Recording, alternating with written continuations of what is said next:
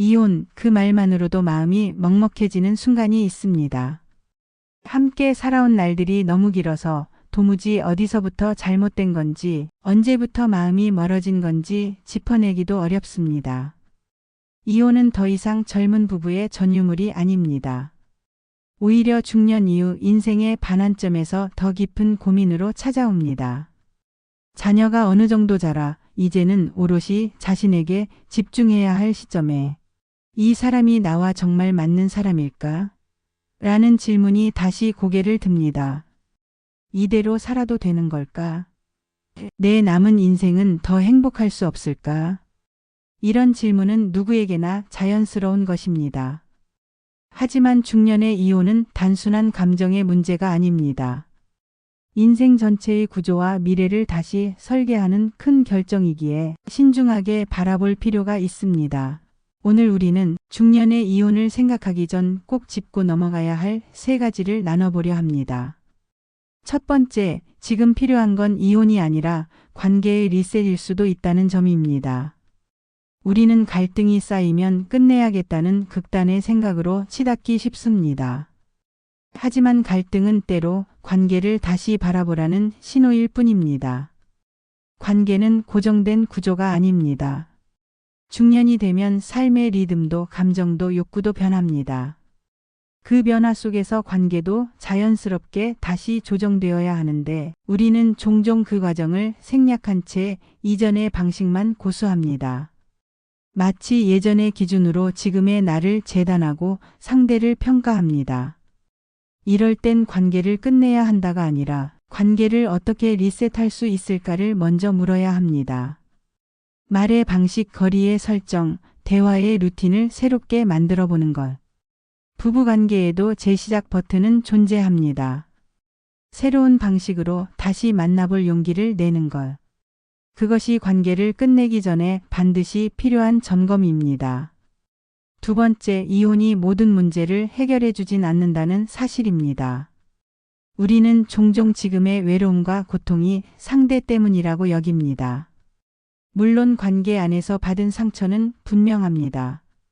그러나 이혼이 그 모든 고통을 해결해 줄 거라는 믿음은 때로 환상일 수 있습니다. 이혼 이후의 삶은 자유로울 수 있습니다. 하지만 동시에 또 다른 외로움과 현실적 무게도 함께 옵니다.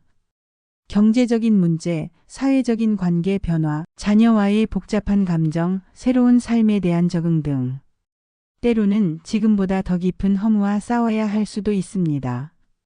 그러니 이혼을 결심하기 전엔 이후의 삶까지 상상해 보아야 합니다. 내가 진짜 원하는 것이 자유인지, 회피인지 아니면 새로운 연결인지. 이 모든 것을 직면한 뒤에야 비로소 진짜 결정을 내릴 수 있습니다. 삶은 어떤 선택에도 반드시 대가가 따릅니다. 중요한 건 그 대가를 내가 감당할 준비가 되어 있는가 하는 것입니다. 세 번째, 내 마음 안의 진짜 감정을 마주할 시간입니다.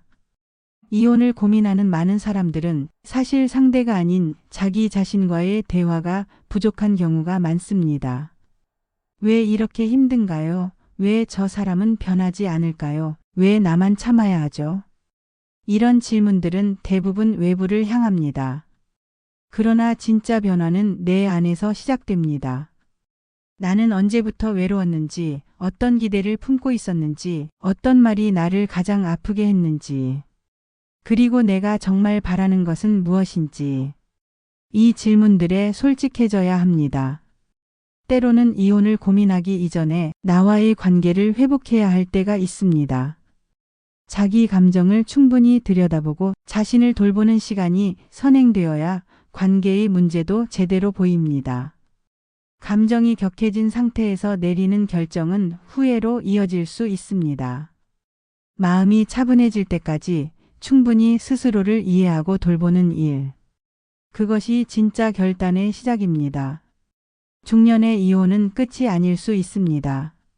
새로운 시작일 수도 있고 관계를 다시 조율할 기회일 수도 있습니다.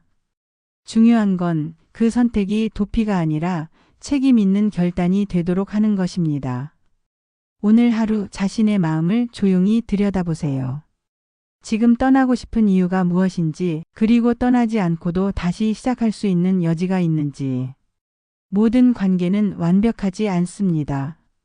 하지만 완전하지 않은 관계 속에서도 진심을 나눌 수 있다면 그것은 여전히 회복 가능한 관계입니다.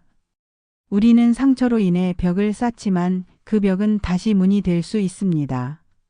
용기 내어 문을 두드리면 아직도 기다리는 마음이 그 너머에 있을지도 모릅니다. 오늘도 함께 해주셔서 감사합니다.